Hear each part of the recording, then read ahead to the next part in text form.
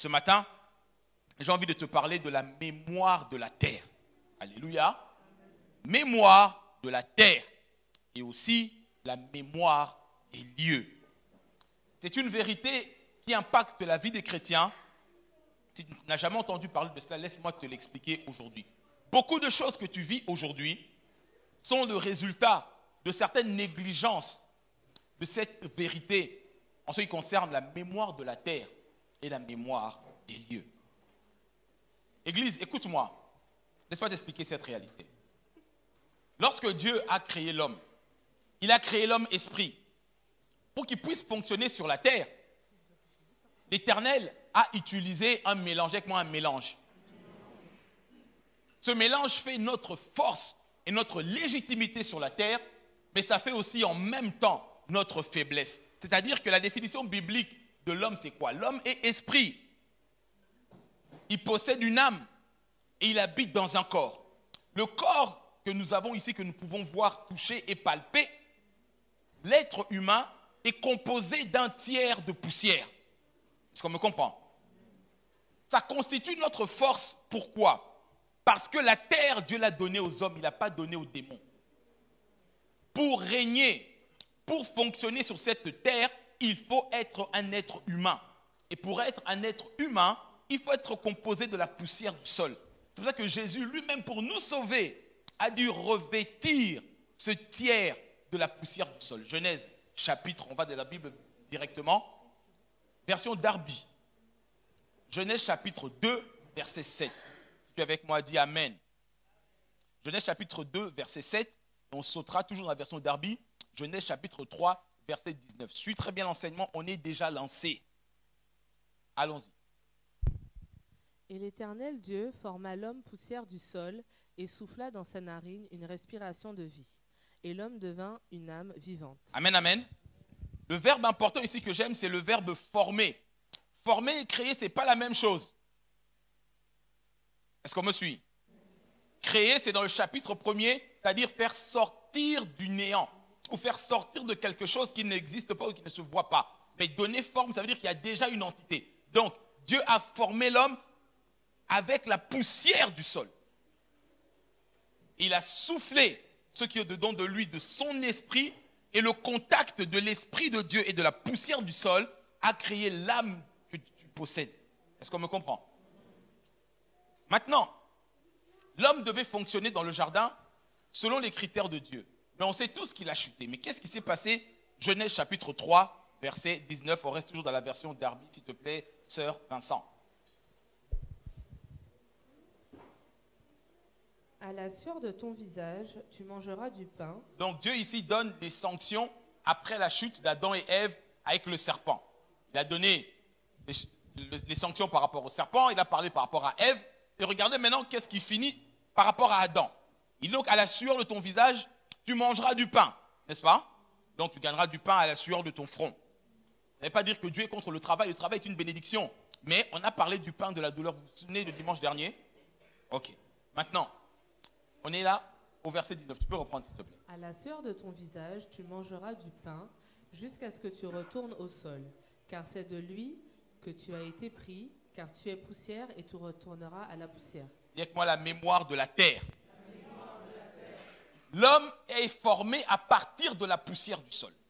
J'ai dit c'est notre force sur cette terre parce que ça nous donne le droit de régner, mais c'est aussi notre plus grande faiblesse. Pourquoi? Parce que lorsque l'homme a chuté, la terre, c'est-à-dire la poussière qui forme la terre, est rentrée sous la domination de l'ennemi.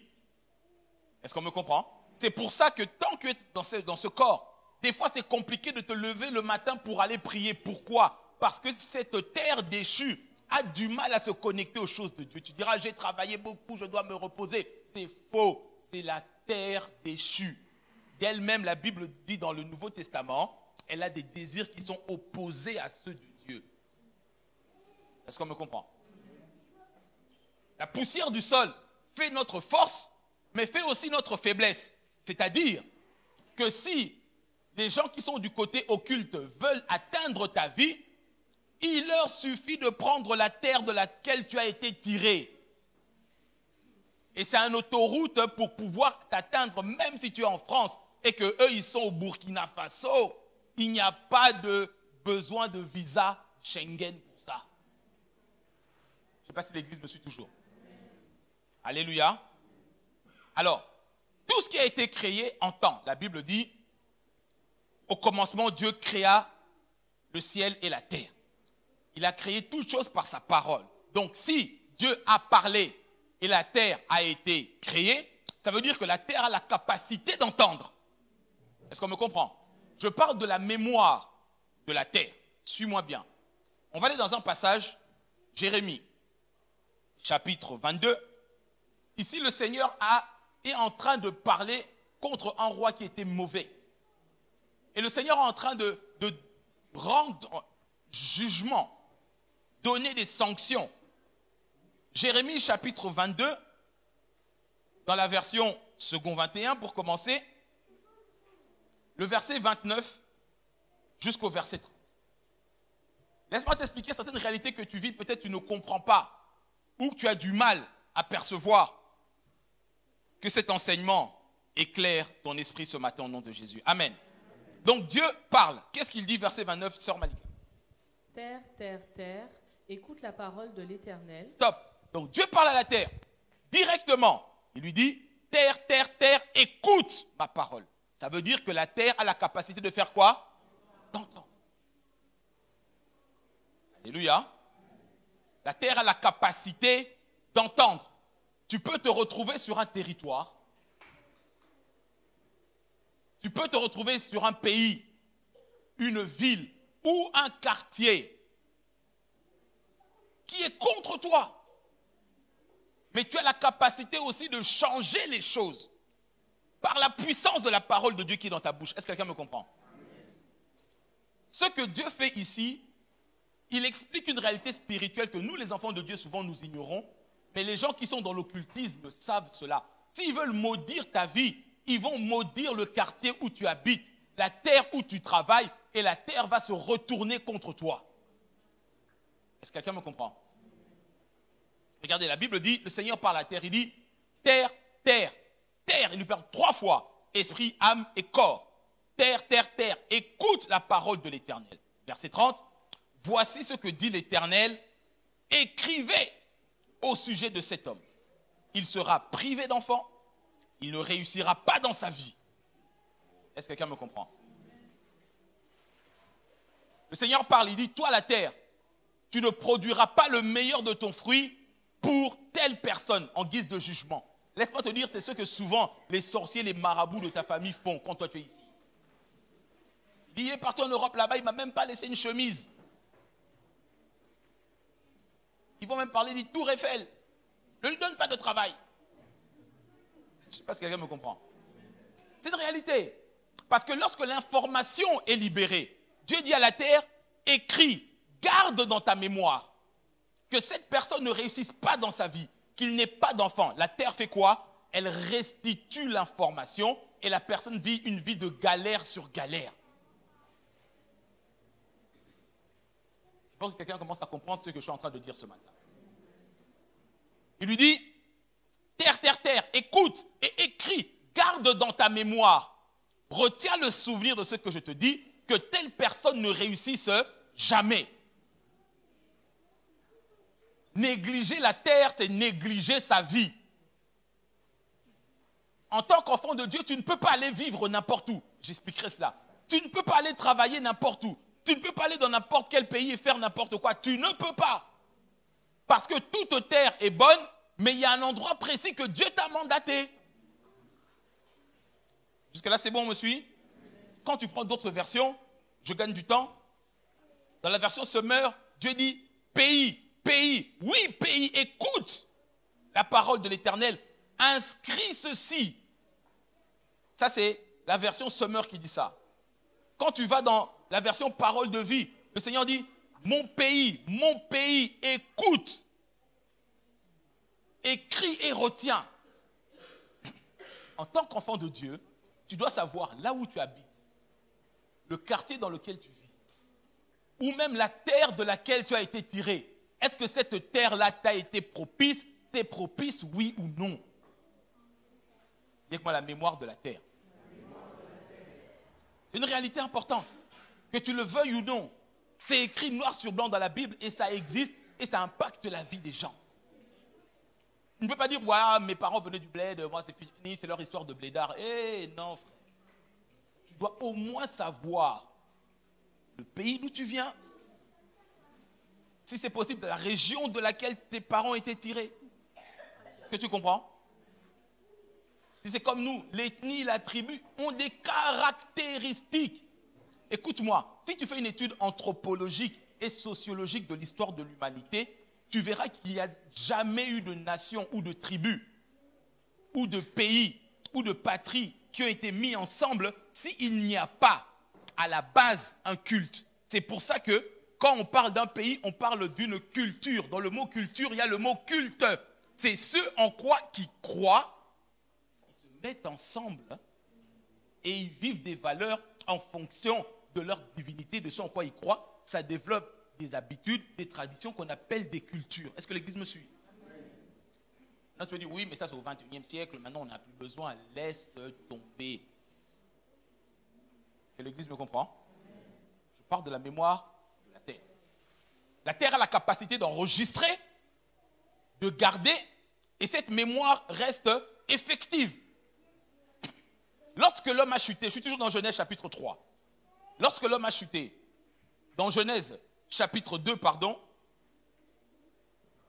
Genèse chapitre 2, la Bible nous dit au verset 15, je lis rapidement pour gagner du temps.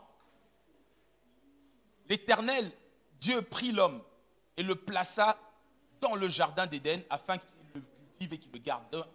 L'homme avait une mission de supériorité par rapport au jardin d'Éden. Mais qu'est-ce qui s'est passé? Maintenant, j'arrive au chapitre 3. Après que l'homme ait chuté, on a lu le passage tout à l'heure, Dieu a dit, tu es poussière et tu retourneras à quoi? Poussière. Mais la Bible explique encore mieux que ça. Lorsque Adam et Ève ont eu Caïn et Abel, on sait tous que Caïn, il a fait quoi? Il a tué son frère Abel, rapidement. Genèse chapitre 4, verset 10. Pour ceux qui ont lu mon livre qui parle des 7 points de contact, comment faire parler le sang de Jésus, tu comprendras que la première caractéristique du sang, c'est que le sang parle, n'est-ce pas? Genèse chapitre donc 4, verset 10, on est dans la version parole de vie, s'il te plaît, sœur Malika. Le Seigneur continue. Qu'est-ce que tu as fait là? J'entends la voix du sang de ton frère dans le sol. Elle crie vers moi pour demander vengeance. Verset 11. Le sol s'est ouvert pour recevoir le sang de ton frère que tu as tué. Eh bien, maintenant, ce sol te maudit. Amen. Amen. Il dit le sol s'est ouvert pour recevoir le sang de ton frère. Eh bien, maintenant, ce sol-là te maudit. Il y a des personnes qui vivent.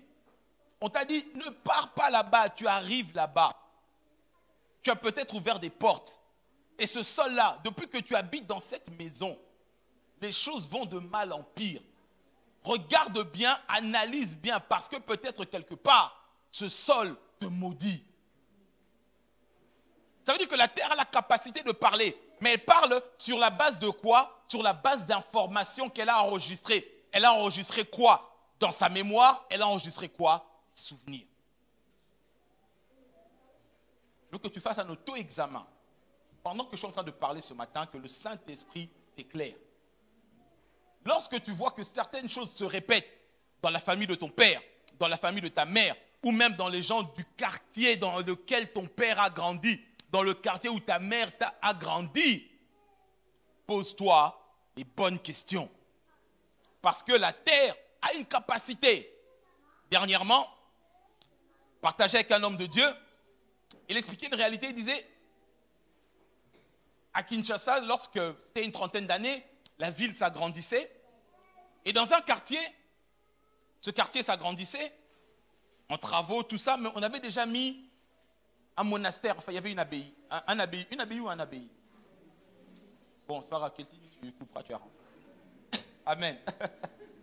Donc, je dis ceci, il y avait une église catholique. Ok? Là on est bien. Un jour, l'abbé de cette église était en train de se laver. Les jeunes sont venus cacher derrière les arbres lorgnés. Ils ont commencé à se moquer de lui.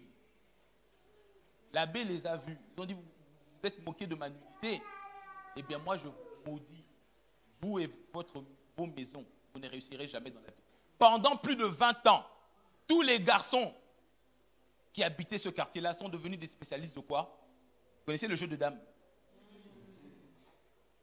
C'était le plafond de leur vie. C'est-à-dire que au coin des rues, là, ils faisaient que ça.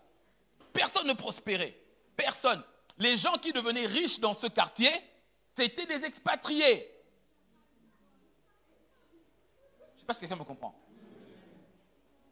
Il a fallu qu'une église de réveil s'implante et que Dieu, dans sa miséricorde, par le travail de cure d'âme, etc., il a eu l'information et la révélation. Ils ont annulé la malédiction de l'abbé. Mais entre-temps, la terre parlait contre eux. Je ne sais pas si on me suit. La terre a un pouvoir que tu ne peux pas négliger. C'est-à-dire que tu ne peux pas aller travailler n'importe où. Ah, parce que ça brille, il y a la défense, il y a des ascenseurs, il y a la clim. Hé, attention. Est-ce que quelqu'un me comprend? On va aller plus en détail, tu vas comprendre.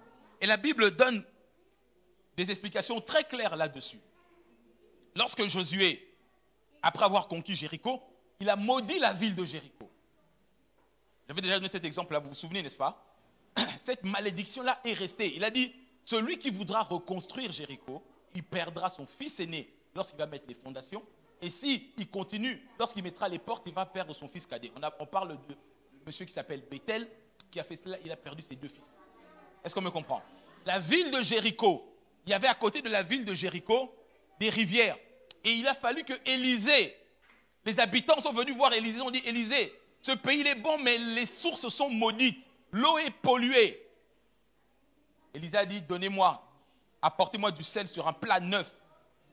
Il a pris le sel, il a mis dans l'eau. L'eau a été purifiée. La malédiction de Josué, elle a duré, écoute-moi bien, 500 ans. Est-ce que l'Église me comprend? Ça veut dire qu'il y a certains lieux, il y a certains territoires où tu ne peux pas aller n'importe comment. Tu ne peux pas aller habiter n'importe où parce que tout simplement, on t'a fait une proposition d'HLM, tu y vas. Il n'y a pas le choix à Paris, il y a trop de pression, frère. Non! Prends le temps de consulter Dieu. Alléluia. Alléluia.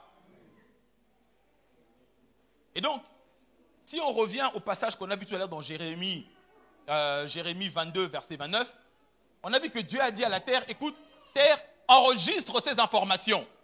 Que cette personne soit frappée de stérilité, qu'il ne puisse pas avoir d'enfants. Même s'il a des enfants, que ces enfants-là ne réussissent pas dans la vie. Vous ne connaissez pas des familles comme ça? Des familles connues dans le quartier, connues dans la ville, mais tous les enfants plafonnent quelque part. Ça veut dire qu'il y a une transaction qui a placé un plafond de verre au-dessus de la vie de ces enfants-là. Ils peuvent avoir de beaux diplômes, ils peuvent aller à la Sorbonne, ils mélangent ça à Harvard. Mais ils vont pointer au chômage. Ils ne dépasseront jamais le SMIC.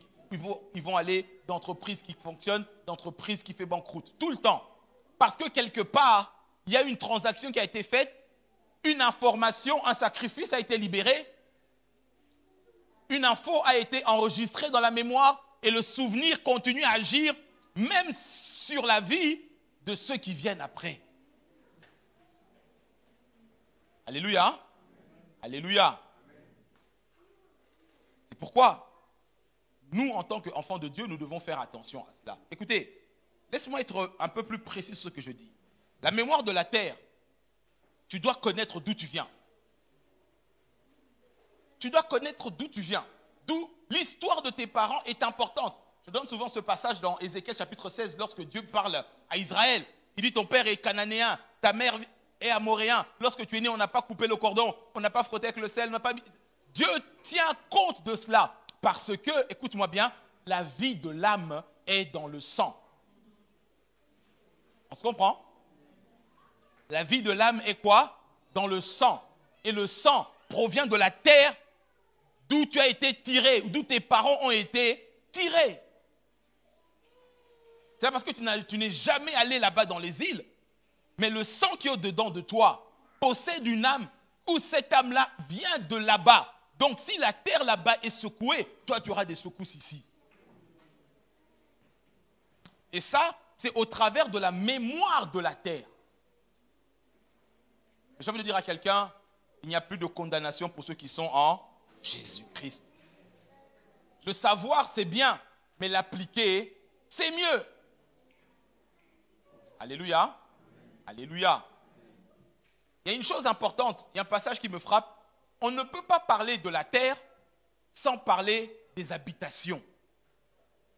Parce qu'on est sur la terre, mais on habite dans des maisons, dans des lieux, on travaille dans des entreprises, dans des bâtiments, n'est-ce pas? Et c'est important de comprendre cette corrélation et cette réalité spirituelle. On va aller dans Josué, chapitre 24, second 21, s'il te plaît. Josué, chapitre 24, c'est le 13e verset. Au travers du Seigneur, au travers de Josué, le Seigneur parle aux enfants d'Israël. Il leur explique une réalité. Vous sortez d'Égypte. Remarque ceci, hein. Ils étaient en Égypte. Ils bâtissaient des grands palais, mais eux-mêmes n'y habitaient pas. Je ne sais pas si quelqu'un me comprend. Ils bâtissaient des grands palais, mais eux-mêmes n'y habitaient pas. Ils cultivaient des champs, mais ce n'est pas eux qui moissonnaient. C'est le pain de la douleur, n'est-ce pas? Maintenant, quand ils arrivent sur la terre promise, regarde ce que Dieu leur dit. Verset 13, s'il te plaît. Je vous ai donné un pays que vous n'aviez pas cultivé, des villes que vous n'aviez pas construites et que vous habitez, des vignes et des oliviers que vous n'aviez pas plantés et qui vous servent de nourriture. Ok, maintenant écoute-moi très bien. Quand on parle de la mémoire de la terre, on est obligé de parler aussi de la mémoire des lieux. Et quand on parle de la mémoire des lieux, laisse-moi te dire, partout où tu as habité, partout où tu es passé, le fait que tu aies demeuré là-bas, il y a un contact qui s'est fait entre ton esprit, ton âme et ton corps avec la maison, la terre où tu as été passé. C'est pourquoi, la semaine dernière, je parlais des rêves de rétrogradation. Vous vous souvenez de cela? C'est-à-dire que tu as maintenant 30 ans, mais tu rêves toujours de la maison de ton enfance.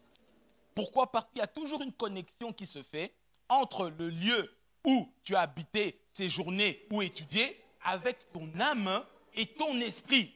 Et si cette terre-là, il y a eu des choses bizarres qui se sont passées, ton esprit, ton âme y ont été exposés, que tu le veuilles ou non, que tu aies participé ou pas, quelque part, quand tu es plongé dans l'eau, tu es mouillé. C'est comme tu rentres dans une voiture, la personne fume, même toi tu fumes pas, quand tu sors de là, tu sens la fumée. Quelqu'un comprend le principe, Église? C'est très important. C'est pour ça que Dieu dit, vous allez habiter dans des maisons que vous n'avez pas construites. Mais Dieu ne les envoie pas comme ça parce qu'il y a des réalités qu'il y a dans nos maisons. Une maison est une terre, que tu le veuilles ou non, est une terre consacrée. Du simple fait que des êtres humains y habitent et y demeurent, il y a un contact entre l'esprit, l'âme et le corps et le lieu dans lequel vous êtes et vous habitez. C'est pourquoi je disais tout à l'heure, ne te précipite pas à aller habiter dans n'importe quel quartier parce que tous les lieux ne sont pas habitables. Oh, Église, est-ce que quelqu'un me comprend? Et mon père spirituel me dit toujours, il dit, Pasteur Diko, si un jour tu dois planter l'église quelque part, tu dois faire très attention, consulte Dieu pour savoir où tu dois implanter l'église. Même si c'est l'église, tu ne peux pas aller l'implanter n'importe où. Parce qu'il y a la mémoire des lieux. Alléluia. Alléluia. Écoutez, j'ai dit tout à l'heure que dans Genèse chapitre 3, lorsque l'homme a chuté, la terre, elle aussi, a changé, on va dire, de personne de référence. Adam a perdu cela et a donné, quelque part, cette autorité à l'ennemi. Est-ce que jusque-là, on me comprend? Ok. Il peut arriver, et c'est une réalité, qu'on puisse avoir affaire. Malheureusement, je ne veux pas dire cela pour qu'on puisse vivre dans une sorte de paranoïa, mais ce sont des réalités spirituelles que l'on doit traiter. Est-ce que l'Église est toujours avec moi? Il y a un phénomène spirituel qu'on peut appeler une maison hantée. Quand on parle de maison hantée, je ne parle pas simplement de Casper le fantôme. Ok? Je ne parle pas simplement de Dracula que tu as vu dans des séries de 1950. Non, écoute-moi bien. Par définition, tout lieu, tout habitat est exposé à une réalité spirituelle. C'est pour ça que, comment on peut définir une maison hantée? C'est une maison, un bâtiment, un bureau ou un lieu qui a ouvert ses portes à une influence spirituelle, plus principalement satanique ou démoniaque. Est-ce qu'on me comprend? Non, laisse-moi bien expliquer cela parce que si on n'explique pas ça bien, il peut y avoir certaines confusions. Je parle de la mémoire de la terre et mémoire des lieux. Quand on parle de la mémoire des lieux, sache que la maison où tu habites, l'appartement ou l'immeuble dans lequel tu résides possède une mémoire. Et toute mémoire, comme toute, je l'ai expliqué la dernière fois, comme tout être humain, une maison est vivante. C'est une réalité biblique. Pourquoi? Parce que la Bible explique même que dans le livre de Lévitique, qu'une maison peut attraper la lèpre. Alléluia, Église. Une maison peut attraper la lèpre. Et Jésus l'explique quand il dit que lorsque on chasse les démons de quelqu'un, il part dans les lieux arides, il dit « Je veux retourner dans ma maison ». Donc, une maison, qu'on le veuille ou non, possède une sorte d'entité spirituelle qui dépend de ses occupants, soit positif, soit quoi? Négatif. Il y a des lieux dans des quartiers, si tu regardes bien, tu verras que, je donne quelques exemples pour qu'on comprenne bien. Il y a certains lieux abandonnés ou inoccupés, parfois même squattés. Personne n'y réside, mais spirituellement, il y a beaucoup de résidents. Ce sont des endroits qu'on peut trouver dans des forêts, qu'on a consacrés, des hauts lieux dans des prairies, comme chez nous là-bas en Afrique, beaucoup de forêts, de rivières, de lacs. Il y a même des gens qui portent des noms de telles régions.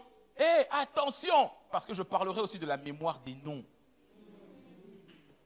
Alléluia. Est-ce qu'on est toujours ensemble? Regarde ce que la Bible dit.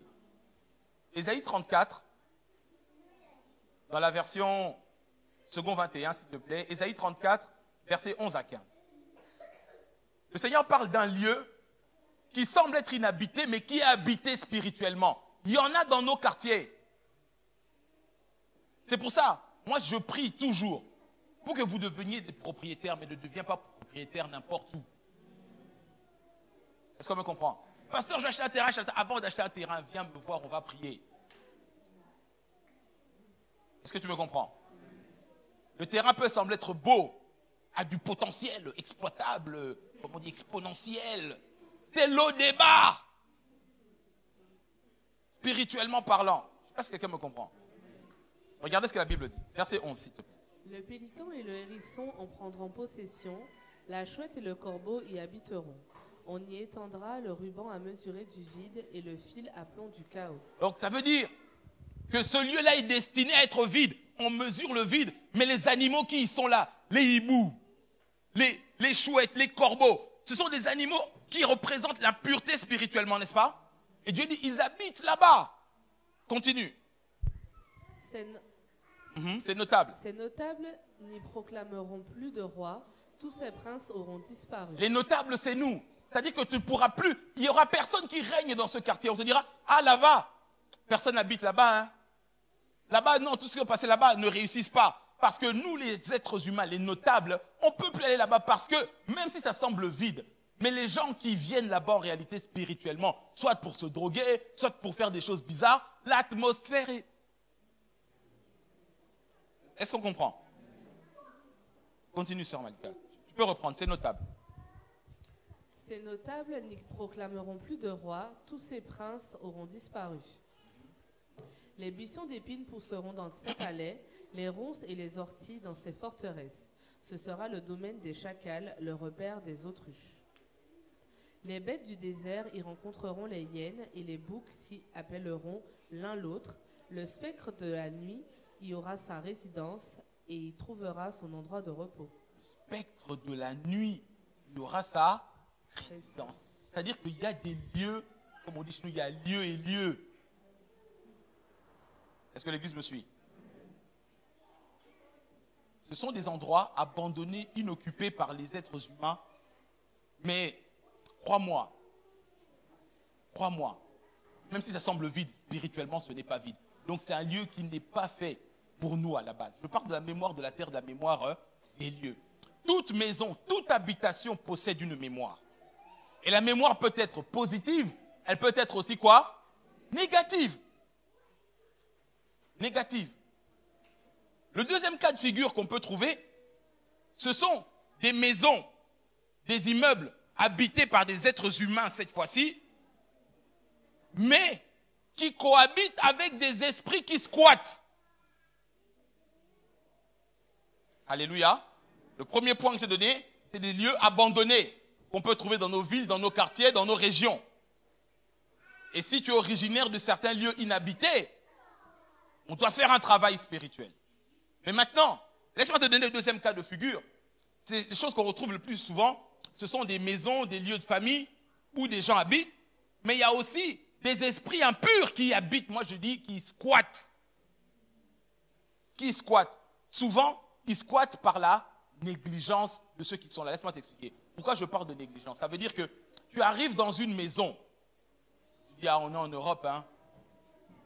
Il y a EDF, l'électricité, je rentre dans cette maison. Je n'ai même pas besoin de prier pour la maison. Je rentre, j'appelle Ikea, on m'installe tout, c'est bon. Ce genre de négligence ouvre des portes parce que si les habitants qui étaient là avant pratiquaient l'occultisme, où il y avait des catastrophes, où il y avait eu des suicides, la mémoire négative de la maison demeure. Et si toi, par négligence, tu dis je m'installe, il y a le courant, on est au 21e siècle, laisse-moi te dire, eux ne dépendent pas du temps ni du développement. Dis-moi la négligence. Si la maison n'a pas été consacrée ni sanctifiée à ton entrée, tu peux cohabiter avec des esprits bizarres. Alléluia. Ça me rappelle un jour, j'étais parti prier pour quelqu'un ici en Île-de-France dans sa maison. Et pourtant, c'est une personne qui prie. Les témoignages comme ça, j'en ai beaucoup, mais je veux aller dans mon enseignement, donc je vais essayer de moins donner de témoignages que dimanche. Dans sa maison, cette personne avait perdu son enfant. Un fils assez âgé. Mais depuis que son fils est mort, elle n'a plus jamais touché à la chambre de son garçon. Il y a des années. Et un jour, la sœur de ce disparu me dira, pasteur, j'entends des personnes marcher dans le couloir. Des fois, il y a des vaisselles qui tombent. Il y a des présences dans ma maison. Je dis, ah bon? Je dis, explique-moi. Et en m'expliquant, j'ai compris que jamais aucun homme de Dieu n'est venu prier pour leur maison. Après ce genre de catastrophe, ça peut arriver de perdre un enfant, n'est-ce pas? Ils ont laissé tout en place. C'est devenu comme un mausolée, un autel à la mémoire de ce fils. Est-ce qu'on me comprend? Donc, il y a eu des présences spirituelles véridiques. On a dû aller là-bas et j'ai fait la délivrance pour elle, sa famille et la maison. Parce que la mémoire négative de cette maison continuait à fonctionner. Si ton immeuble, ton quartier a été bâti dans un lieu où il y a eu la guerre, il y a eu des sacrifices, il y a eu des massacres, le sang, comme on a vu pour Abel, parle. Et tu seras étonné que dans ce quartier, il n'y a que des gens qui ne réussissent pas. Ou depuis que tu es arrivé dans cette maison, ça ne marche plus. Je ne sais pas si l'église me comprend. Le problème, il est là. C'est que imagine, les anciens propriétaires de ton appartement mener une vie de débauche, ou dans l'immeuble, les gens qui sont là n'ont qu'une vie de magouille, des voleurs, des escrocs, des choses comme ça. Quelle est la mémoire qui fonctionne dans ton immeuble, dans ton quartier? Et toi, tu arrives déjà, tu n'as pas une vie de prière stable. Tu viens à l'église une fois sur 5. Laisse-moi te dire. Laisse tomber. Pasteur, je ne comprends pas. Depuis qu'on a emménagé, ça ne va plus avec mon mari. Mon mari, maintenant, il n'est plus là le soir, il a envie de sortir. Non, frère, c'est la vérité. Dis avec moi, mémoire négative. Et la conséquence, lorsque tu arrives dans une maison, ou dans un quartier, ou dans un nouveau travail, on parle de la réalité des rêves, et que tu commences à faire des cauchemars. Tes nuits sont oppressées et opprimées. J'ai dit que les rêves, c'est le langage de l'esprit. Ce genre de réalité doit t'alerter. La négligence ouvre les portes. Ta paresse spirituelle ouvre les portes. Je ne sais pas si quelqu'un me comprend toujours.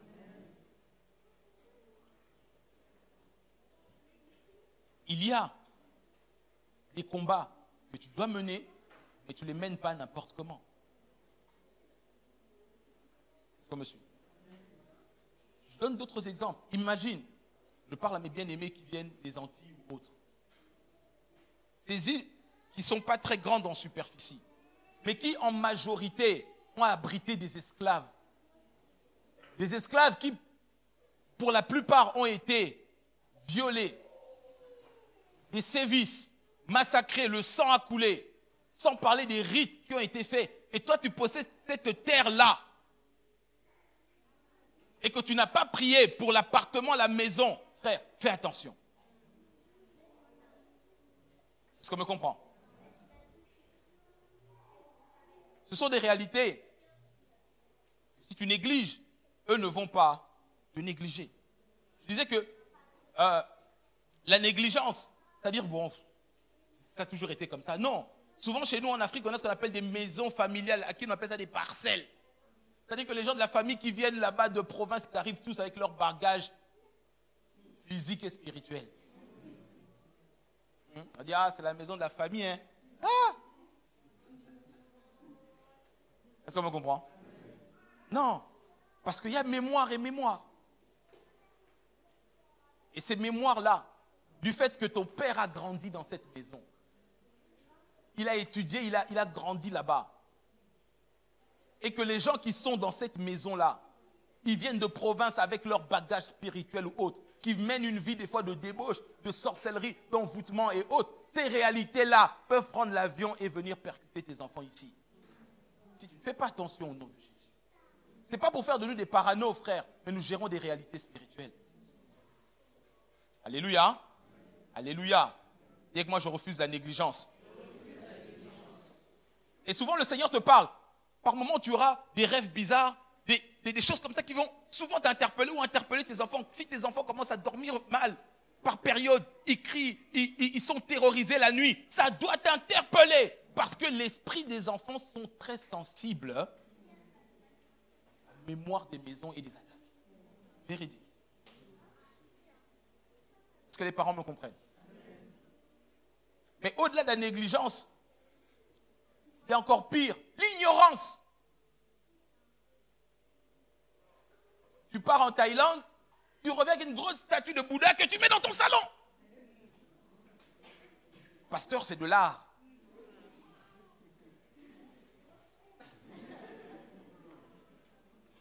Je ne sais pas si on se comprend. Pasteur, c'est de l'art. Une grosse statue de Bouddha. La nuit, si ça bouge, ne m'appelle pas.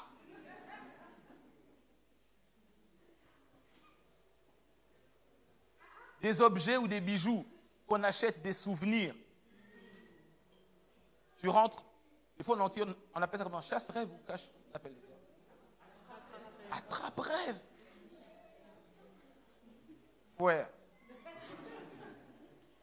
Est-ce qu'on se comprend bien? Ce sont des choses que tu ne peux pas négliger. Je parle de la mémoire de là où nous habitons, parce que là où nous habitons influence notre esprit, notre âme, nos décisions et notre destinée. Est-ce que l'Église est toujours avec moi? ces choses-là deviennent des points de contact. Des points de contact. Dans certaines maisons, si des enfants regardent que des films d'horreur, ou dans des films, il y a des, comment on appelle ça? Des formules magiques qui sont prononcées. Et toi, tu dis, mais non, mais c'est innocent, c'est une figure de style. Laisse-moi te dire, ceux qui ont inventé ça ne sont pas dans la figure de style. Est-ce qu'on me comprend? Si dans une maison, par ignorance, les gens regardent ce qu'ils veulent, par la télévision, les ordinateurs, la pornographie rentre, ces choses-là polluent l'atmosphère et attirent des esprits, des eaux, des maris de nuit qui sont réciproques à ces réalités-là et ça pollue l'atmosphère et tu es étonné que tu n'arrives plus à prier. Alléluia. Je parle de la mémoire de la terre, de la mémoire des lieux. Ça attire des esprits bizarres.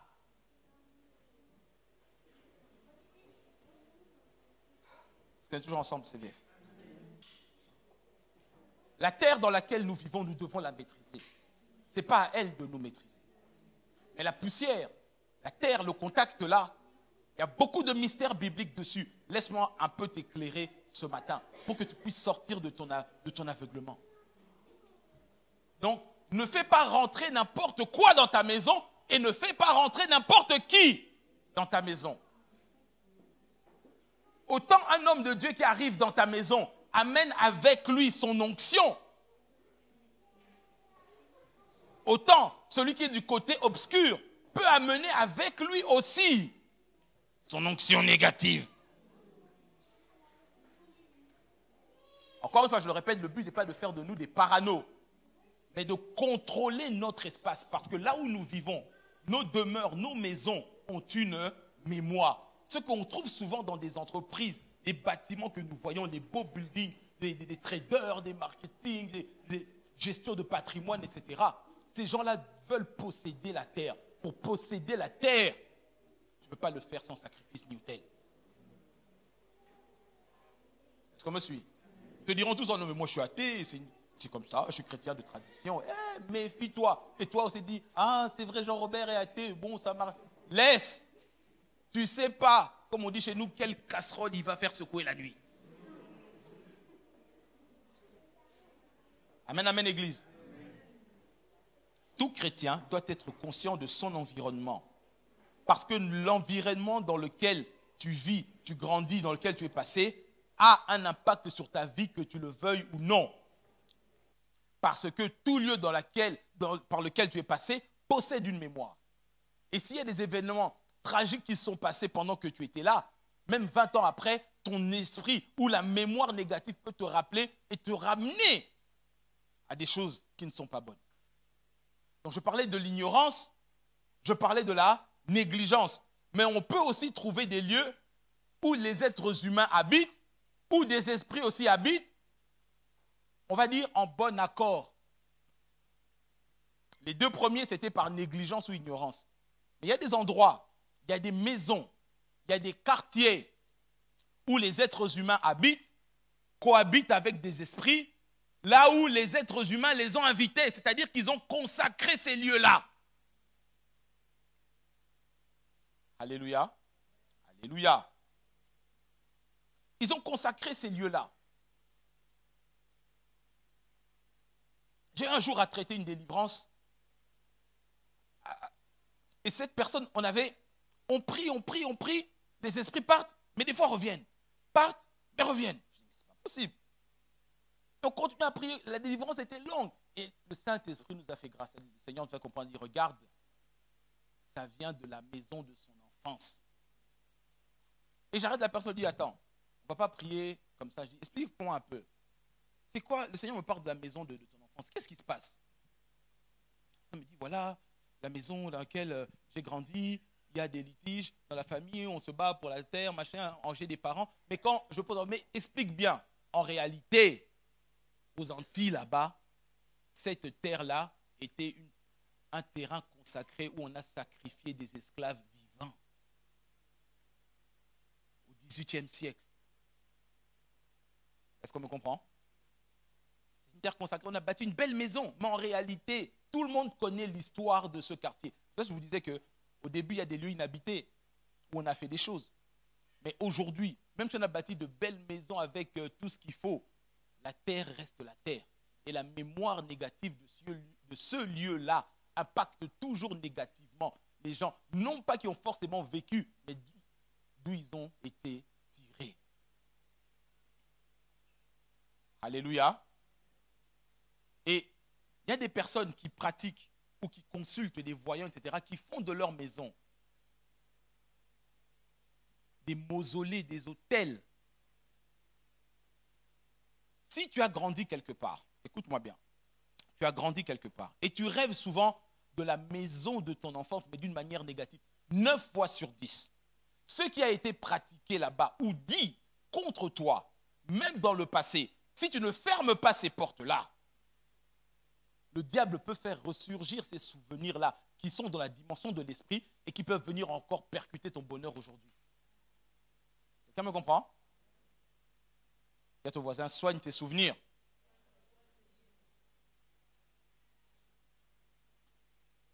Mais qu'on ne vous trompe pas.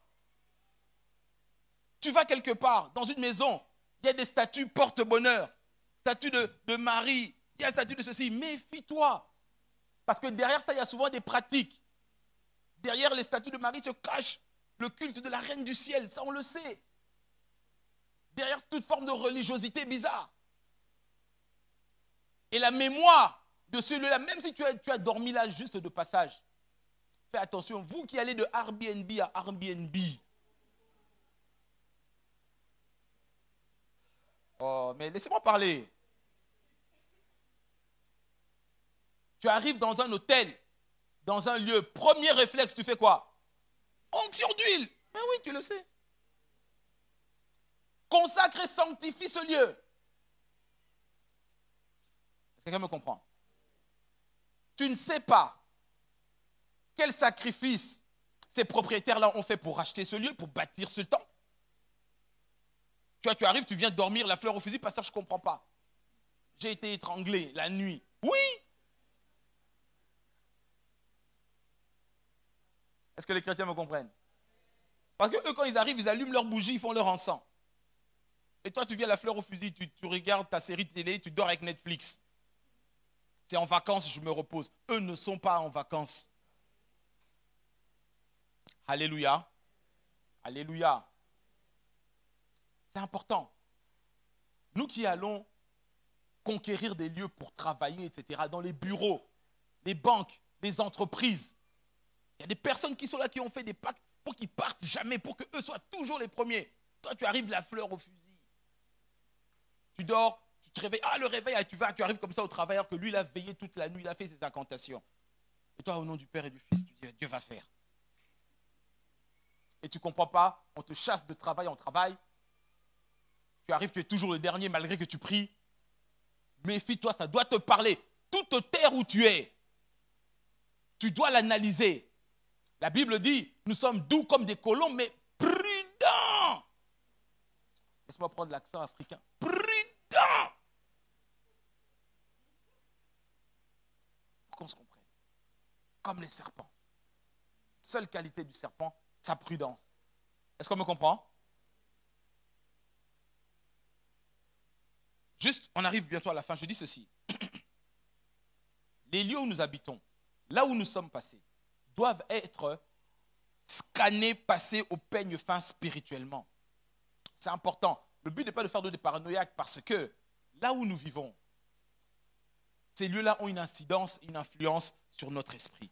Maintenant, quelles sont les voies d'accès pour que ces esprits impurs-là viennent polluer les endroits où nous vivons, où nous avons vécu? Parce que si tu as été là-bas, pendant que tu avais, là où tu avais, pendant que tu avais 5 ans, 6 ans, je ne sais pas, et que souvent tu rêves de ces réalités-là, je parle à l'esprit de quelqu'un ce matin. Ces portes-là doivent être fermées. Jésus nous dit dans le livre d'Apocalypse, chapitre 3, il est le Dieu de l'Église qui détient les clés de David. Quand il ouvre une porte, personne ne peut plus fermer. Et surtout, quand il ferme une porte, personne ne peut plus faire quoi? Que cela soit ton partage ce matin au nom de Jésus. Alors, rapidement, quelles sont les voies d'accès à ces esprits impurs qui viennent squatter là où nous vivons. J'ai parlé de notre négligence, j'ai parlé de ton ignorance, de ta négligence, de ta légèreté. Mais il y a des voies d'accès. Laisse-moi y aller rapidement et bien t'expliquer.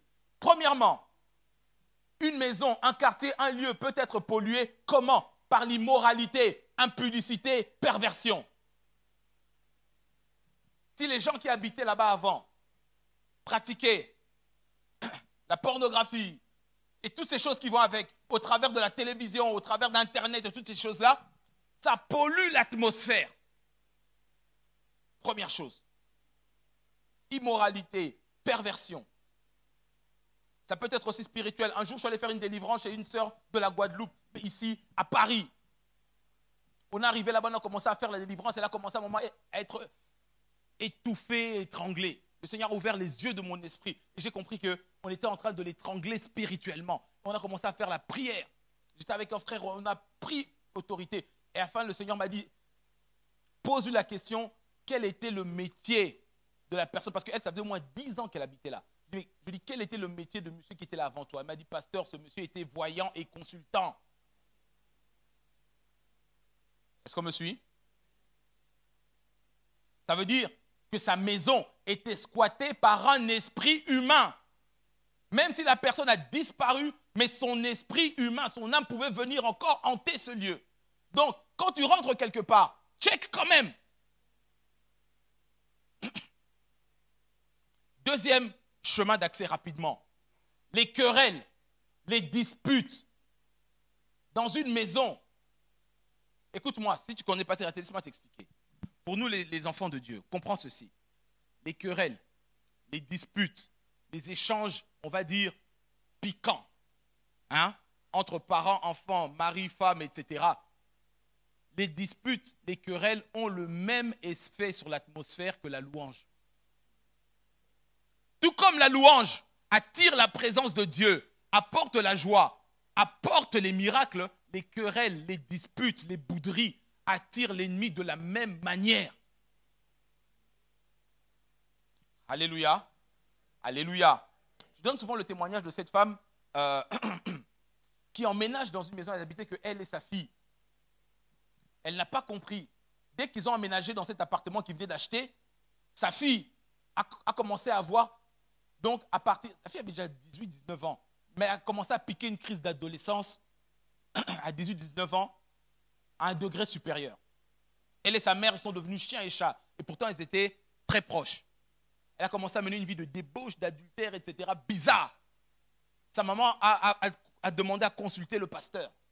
Et c'est dans la prière que Dieu leur a dit, la maison là où vous venez d'habiter, la dame qui était là avait une caractéristique, elle passait son temps à se disputer avec son mari. Et pire encore, quand son mari est mort, elle est restée dans cette maison, elle est morte dans la maison, dans la chambre où la fille dort. Est-ce qu'on me comprend? Donc il a fallu faire un travail spirituel sérieux. Dis à ton voisin, refuse les querelles. Refuse les disputes. Je méditais sur le Seigneur, m'a dit, ça agit exactement comme la louange. C'est pour ça que la Bible dit que le ciel, la nuit, pardon, on connaît ce passage, n'est-ce pas? Le soleil ne se couche pas sous ta colère, ne donne pas accès à l'ennemi. C'est à cause de ces réalités spirituelles. Donc je disais, 1, l'immoralité et perversion. 2, les querelles. Parce que ces choses-là attirent. Pourquoi? Parce que lorsqu'on se dispute, lorsqu'on se bagarre, lorsqu'on se boude, les paroles que tu prononces restent dans l'atmosphère de la maison. Est-ce qu'on comprend? C'est-à-dire que c'est comme ici, quand nous prions, quand nous célébrons Dieu, les paroles que l'on libère ici restent dans l'atmosphère. C'est une réalité spirituelle. Laisse-moi te donner un témoignage. J'ai dit que je n'avais pas donné beaucoup aujourd'hui, mais un deuxième. Une fille de cette église, dis avec moi Amen. Une fille de cette église avait il y a quelques jours un examen à passer. Mais maintenant elle disait, ah, j'ai encore dérangé le pasteur. Non. Elle dit, je vais faire un acte de foi. Tu sais qu'est-ce qu'elle a fait? elle est venue s'asseoir ici. Elle dit, je ne pars pas de l'église sans m'asseoir où mon pasteur s'assoit. Elle a exercé sa foi, là où je prie Dieu ici. Parce que les paroles que je prononce quand je prie ici restent dans l'atmosphère. Elle s'est accrochée à ça. Et là où elle a exercé sa foi, elle est partie avec cette même atmosphère. Elle a passé l'examen. Là où tout le monde, le plus haut résultat, c'était 12 sur 20, elle a eu 19.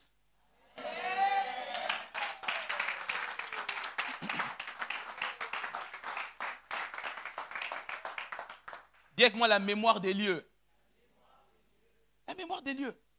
Je te dis, parce que les paroles que nous libérons, l'atmosphère les garde. C'est pour ça, s'il y a une grosse dispute, bagarre chez toi, madame, quand monsieur part au travail, prends l'onction d'huile, bénis ta maison. Tu comprends? Parce que si tu ne le fais pas, ces paroles-là restent. Lui, dès qu'il va rentrer, il va dire, je vais aller voir le match au bar. Parce que ces paroles-là vont commencer à le chasser. Et toi, sans le savoir, tu pars au travail, tu reviens dès que tu arrives. Dès que tu rentres dans la maison. Est-ce que l'église me suit? Nos maisons, nos demeures ont une mémoire. Et c'est la même chose quand tu arrives au travail. Prie avant d'aller au travail tous les jours. Tu bénis l'atmosphère quand tu rentres dans ton bureau. Seigneur, merci. Et si tu as trop de fois, tu rentres. Yanda brabacheta. On va dire, Marie-Aurore, qu'est-ce qui t'arrive? Tu dis non, c'est un créole de chez moi.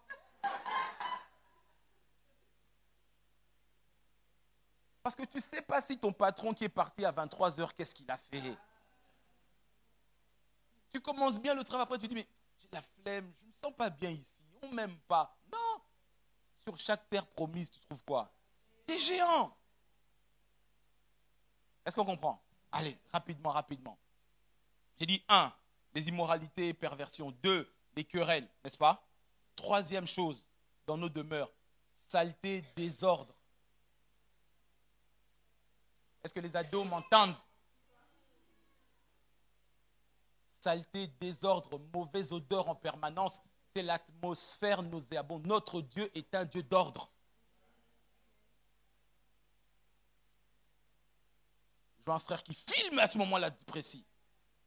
Alors partage. Mais je ne sais pas pourquoi, j'ai pensé à toi. Dieu parle tantôt d'une manière. Comme moi, tu m'envoies ça, je te bloque, hein, c'est fini. Amen, amen. Donc, 3e, saleté, désordre, mauvaise odeur en permanence. Tu sais, lorsque les démons Élise demeurent quelque part, ils amènent ces réalités-là. Une personne, c'est vrai, dans des délivrances, ça peut arriver, ça m'est déjà arrivé. On commence à prier pour quelqu'un, une mauvaise odeur commence à se dégager. Et souvent, c'est spirituel. Je bénis le Seigneur parce que moi, j'ai un sens de l'odorat. Si sur une échelle de 10, je dois être à 2, 3. Parce que ma femme, elle a 9,5. Donc, elle repère tout à 10 kilos. Je dis, mais comment tu fais? Tu vas chez Sephora, ça sent l'ambre, la coriandre. Je dis, c'est parfum. Ça, c'est d'odeur musquée. Moi, je fais ça. Moi, je dis, oui. Je ne comprends rien, frère. Donc, des fois, certaines odeurs peuvent vous interpeller. Des odeurs qui viennent du corps, tu dis, mais c'est du vécu dans des délivrances. Une soeur me dit, mais pasteur, je ne comprends pas. Les maris de nuit, quand ils élisent, demeurent dans la vie de quelqu'un pour repousser le mariage, pour repousser l'intimité. Il faut sortir des fois. Est-ce qu'on comprend ce que je dis? Ne poussez pas à aller trop loin, mais ce sont des vérités.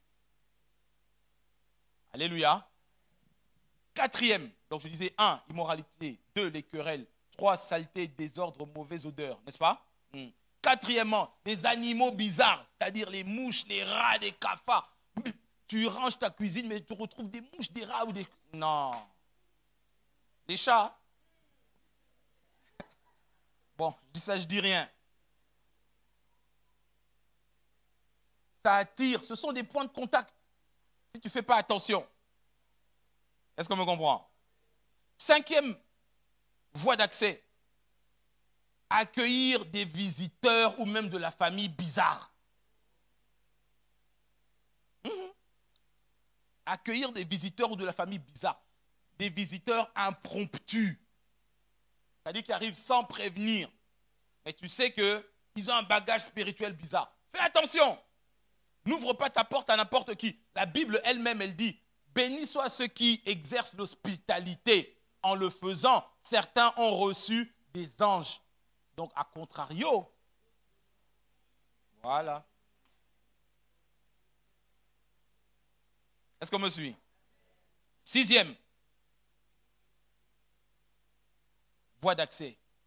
Lorsque tu habites un lieu ou un quartier qui est proche d'un endroit consacré ou un haut lieu, c'est-à-dire cimetière, temple. Est-ce qu'on me comprend?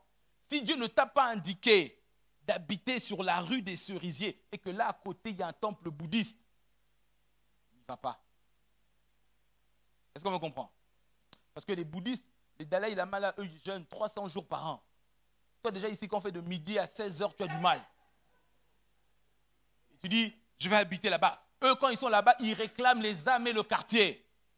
Donc si Dieu ne t'a pas indiqué, cours Forest, cours. Ne prends pas des combats inutiles. Est-ce qu'on me comprend? Quand tu vas t'installer quelque part, check, analyse. Regarde, il y a des cimetières qui sont des lieux consacrés. Tu as dit non, mais le taux de remboursement du crédit de l'immobilier fait que ici, le remboursement est moins cher. Est moins cher, frère. Est-ce qu'on me comprend? Proche de certains hauts lieux, ce sont des voies d'accès. Et septième et dernier point, comme je disais tout à l'heure, être hanté par des esprits humains. Des gens qui sont morts depuis longtemps. Il y a des fois des choses, en tout cas moi ça n'engage que moi. Je dis, ton père meurt à l'hôpital, pourquoi vous devez venir le pleurer dans votre maison? C'est-à-dire vous ramenez le mort dans la maison. Ça arrive, n'est-ce pas? Chez nous au Congo, ça arrive souvent. On ramène le mort à la maison, des fois on le fait même faire le tour du quartier. Avec un grand portrait qui dit au revoir. Laisse les morts. Est-ce qu'on se comprend? Je ne vais pas trop polémiquer là-dessus. C'est-à-dire que quand on regarde toutes ces choses-là, on comprend qu'il y a certaines réalités qui ne mentent pas. Si tu négliges, si tu es ignorant, ou si tu ne veux pas traiter ces choses-là, il y a des conséquences au niveau spirituel. Tu n'arrives pas à décoller, tu n'arrives pas à t'engager, tu n'arrives pas à prier. Au niveau psychique, au niveau de ton âme, tu vis constamment dans la peur, dans l'angoisse, tu as l'impression que quelqu'un te regarde toujours, que quelqu'un est rentré dans ta maison, que la nuit tu te lèves pour aller aux toilettes, tu as l'impression que quelqu'un est passé qui te regarde. Est-ce qu'on comprend? Et même au niveau de ton corps, des fatigues, lourdeurs bizarres. Non, bien-aimé, il faut une onction supérieure pour venir consacrer le lieu où tu habites. Est-ce qu'on comprend? Prier, oui. Oh, tout territoire que tu me mets pied foule, fais attention. Ce n'est pas seulement le disant comme ça. Non, non, non, il faut être précis dans tes prières. Est-ce qu'on me comprend? Il y a des terres, des terrains. Un jour, je parlais encore avec un bien-aimé comme cela, il y avait un litige familial. Leur terrain était encore une fois un terrain consacré.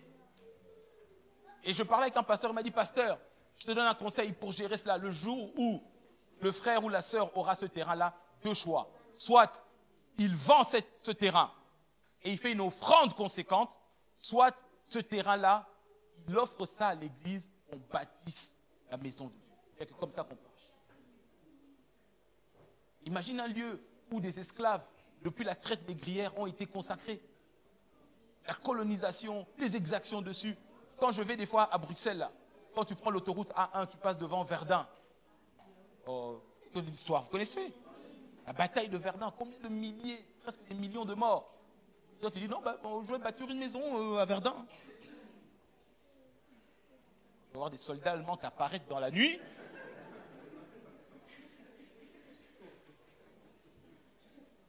Étonnamment, tu prends la A1, tu vas voir que ces terrains-là restent vides. Il y a des millions de morts là-dessus. Et bizarrement, les gens, même ceux qui sont païens, ne viennent pas habiter à côté. Et toi, on te propose une maison, du pasteur, j'ai une occasion, trop bien. On m'a proposé un terrain collé à Verdun. Et quand le pasteur va te dire, non, tu vas dire, voilà les pasteurs des petites églises locales, ils voient des démons partout. Alléluia. Un jour, un frère témoignait, il disait, il a acheté un terrain en province, ici en France. Et un jour, ses enfants étaient en train de jouer. Comme les enfants creusent, ils font des châteaux de sable, etc. Quelque part, boum, ils tombent sur un ossuaire. Et derrière eux, il y avait une église. Comme vous le savez, dans les anciennes églises des diocèses catholiques, les cimetières sont collés à côté. Et après des siècles, le cadastre avait oublié, on a vendu le terrain alors que la moitié de son jardin est un ancien cimetière. Écoute-moi la mémoire de la terre. Accorde-moi 5 minutes pour t'expliquer quelque chose de tellement profond pour finir. Écoute-moi bien. Le but n'est pas de te rendre parano. Le but, c'est que tu comprennes. Toi qui fais des rêves de rétrogradation, des fois tu rêves du quartier de ton enfance, des fois même du quartier de ton père, de ton grand-père. Dieu va te parler durant toute cette série d'enseignements. Écoute-moi bien. Quand tu regardes l'être humain, esprit, âme et corps, Dieu insiste sur une réalité en ce qui concerne les pieds. Tu sais pourquoi? Parce que nos pieds, c'est la plus grande surface de contact que nous avons avec la terre. Est-ce qu'on comprend? C'est nos pieds. Et nos pieds représentent la destinée, représentent l'autorité, représentent aussi l'équilibre. Quand Dieu dit à Josué, tout territoire que la plante de ton pied va fouler, je vais te le donner. Le mot que Dieu utilise ici par fouler, c'est-à-dire prendre possession, c'est le terme hébreu darak qui signifie combattre, faire la guerre. C'est pour ça que Dieu dira au peuple d'Israël et aux sacrificateurs, pour devenir sacrificateur, on doit te oindre, mais aussi faire l'aspersion du sang sur tes pieds et plus particulièrement sur le gros orteil. Pourquoi? Parce qu'un pied sans gros orteil n'a pas d'équilibre. Est-ce qu'on comprend? Je vais te faire découvrir un passage que tu ne connais pas. Juge, chapitre 1er. Accorde-moi quelques minutes, ce sont des choses profondes. On termine par là. Juge, chapitre 1er. Lorsqu'Israël rentre là, ils font la guerre à un roi. Et ce roi s'appelle Adoni-Bézek. Adoni-Bézek était un roi méchant. Lorsqu'il capturait des prisonniers ou des autres rois, il leur faisait quoi? Il leur coupait les pouces des mains et les gros orteils. Si on t'enlève ces 4 doigts-là, ça devient très compliqué. Est-ce qu'on me comprend? L'équilibre, tu ne peux plus tenir des choses normalement. Regarde bien maintenant, qu'est-ce qui se passe? Juge, version second 21, chapitre 1er, versets 6 à 7. Donc Israël a combattu Adoni-Bézek, ils l'ont vaincu, mais regarde ce que la Bible dit, versets 6 et 7. Adoni-Bézek prit la fuite, mais ils le poursuivirent et le capturèrent, puis ils lui coupèrent les pouces des mains et des pieds. Amen. Dis avec moi, équilibre. Stabilité. Il y a des personnes, tu marches ici à Paris, mais spirituellement, on a coupé les pieds et les pouces. Tu travailles, mais tu ne peux pas signer de contrat. Tu as l'argent, mais tu ne peux pas conduire une voiture.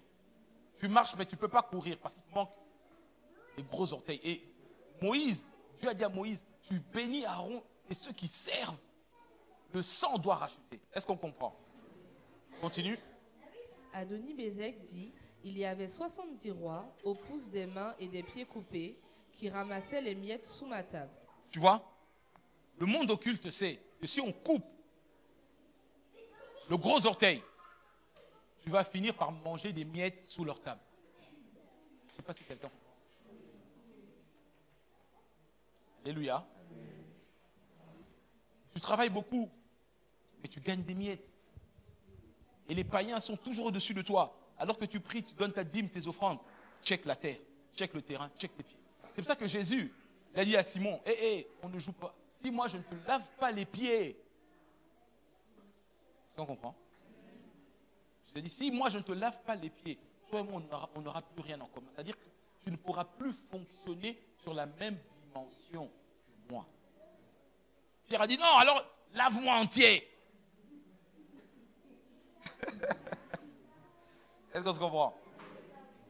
Pourquoi seulement les pieds? Parce que les pieds, c'est la plus grande surface de notre corps qui est en contact avec la terre. Tu veux posséder la terre, maîtrise les pieds. Est-ce que monsieur? Notre zèle se manifeste avec les pieds. Pour aller à l'église, pour aller travailler, c'est les pieds. L'équilibre, la domination, écraser la tête du serpent, on écrase avec les pieds. Et c'est ça qui est en contact. Lorsque Dieu apparaît à Moïse, il dit, hey, enlève tes sandales. C'est un lieu consacré. Il faut que tes pieds soient en contact. C'est vrai que d'autres religions, si ça on dit rien. Est-ce qu'on comprend? Donc, aujourd'hui, le Saint-Esprit te rappelle quelque chose. La mémoire de la terre, arrête d'être négligent et ne sois plus ignorant. Maîtrise l'atmosphère et le milieu dans lequel tu vis, dans lequel tes enfants vivent. Est-ce qu'on me comprend? Certains lycées, collèges ou autres, là où tes enfants vont aller, laisse pas seulement aller comme ça. Je vais dire Bikende là. Je ne sais pas comment on dit ça en France. Ils partent seulement. Écoute-moi. Tes enfants vont à l'école. Ils passent beaucoup plus de temps des fois là-bas que chez toi. Le minimum que tu peux faire. Moi, j'ai des bidons d'huile. Hein. Je vais déverser. Discrètement, mais je déverse. Est-ce qu'on comprend? Je rachète et je sanctifie. Ma petite fille, là, Tara, qui a presque 1 an, là. Avant qu'elle aille chez la nounou, c'était un lundi, le dimanche soir, même si j'étais fatigué, j'ai pris ma voiture, ma bouteille d'huile spéciale. Je passe dans le quartier. Je te dis, l'école primaire là de Zoé. Je ne peux pas laisser aller n'importe où, n'importe comment. Est-ce qu'on comprend? C'est une réalité. Il faut le faire, c'est important. C'est important. Amen, amen. Est-ce que tu as été béni ce matin? Que le Seigneur te bénisse. Alléluia. Alléluia. On va se mettre debout. On va se mettre debout.